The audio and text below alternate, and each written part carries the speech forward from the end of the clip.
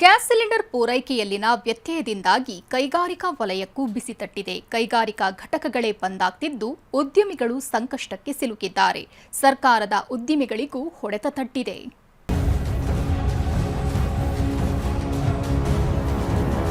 ಹತ್ತಾರು ವಲಯಗಳಿಗೆ ಬಿಸಿ ತಟ್ಟುತ್ತಿದೆ. ಉದ್ಯಮಗಳೇ ನಲುಗಿ ಹೋಗ್ತಿವೆ. ಗಲ್ಫ್ ರಾಷ್ಟ್ರಗಳ ಯುದ್ಧ, ಗ್ಯಾಸ್ ಪೂರೈಕೆಯಲ್ಲಿನ ವ್ಯತ್ಯಯದಿಂದ ಸಂಕಷ್ಟದ ಮೇಲೆ ಸಂಕಷ್ಟ ಸುತ್ತಿಕೊಳ್ತಿದೆ.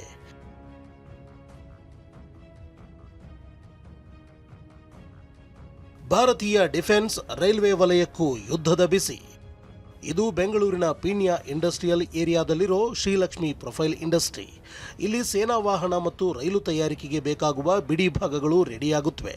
ಆದರೆ ಸಿಲಿಂಡರ್ ಸಿಗದೆ ಕಾರ್ಖಾನೆ ಬಂದ್ ಆಗಿದೆ.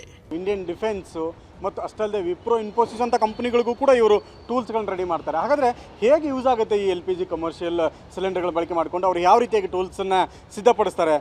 ಇಂಡಸ್ಟ್ರಿಯವರಿಗೆ ಪ್ರತಿ ಶಿಫ್ಟ್ಗೆ 8 ರಿಂದ 10 LPG ಸಿಲಿಂಡರ್ ಬೇಕು. ಆದರೆ ವಾರದಿಂದ LPG ಸಿಲಿಂಡರ್ ಸಿಕ್ಕಿಲ್ಲ. ಹೀಗಾಗಿ ಲಕ್ಷ್ಮಿ ಪ್ರೊಫೈಲ್ ಇಂಡಸ್ಟ್ರಿಯನ್ನ ತಾತ್ಕಾಲಿಕವಾಗಿ ಬಂದ್ ಮಾಡಲಾಗಿದೆ. ಅನ್ವಯ ಆಗುತ್ತೆ.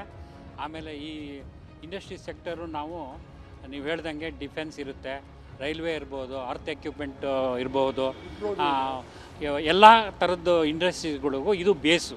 ಇಲ್ಲಿಂದ ಕಾಂಪೊನೆಂಟ್ ತಯಾರಾಗಿ ಹೋಗುತ್ತೆ. ಈ ಕಾಂಪೊನೆಂಟ್ ತಯಾರಿ ಒಂದೊಂದು ಕಾಂಪೊನೆಂಟಿಂದ ಒಂದೊಂದು ಫಂಕ್ಷನ್ಗಳು ಅವ್ರು ಮಾಡ್ಕೊಳ್ತಾರೆ.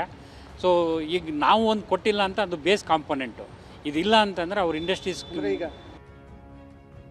ನಂದಿನಿ ಹಾಲು ಖರೀದಿಯಲ್ಲೂ ಭಾರೀ ಪ್ರಮಾಣದಲ್ಲಿ ಇಳಿಕೆ. ಗ್ಯಾಸ್ ಸಮಸ್ಯೆಯಿಂದಾಗಿ ಹೋಟೆಲ್ ಉದ್ಯಮ ಮಂಕಾಗಿದ್ದು ನಂದಿನಿ ಹಾಲಿನ ಖರೀದಿ ಪ್ರಮಾಣ ಇಳಿಕೆ ಕುಂಠಿತವಾಗಿದೆ. 2.5 ಲಕ್ಷ ಲೀಟರ್ನಿಂದ 2 ಲಕ್ಷ ಲೀಟರ್ಗೆ ಹಾಲಿನ ಮಾರಾಟ ಇಳಿಕೆಯಾಗಿದೆ. 100 ಲೀಟರ್ ಹಾಲು ಖರೀದಿ ಮಾಡ್ತಾ ಇದ್ದ ಹೋಟೆಲ್ಗಳು ಈಗ ಜಸ್ಟ್ 50 ಲೀಟರ್ ಖರೀದಿಸ್ತಿರೋದಾಗಿ ಹೇಳ್ತಿವೆ.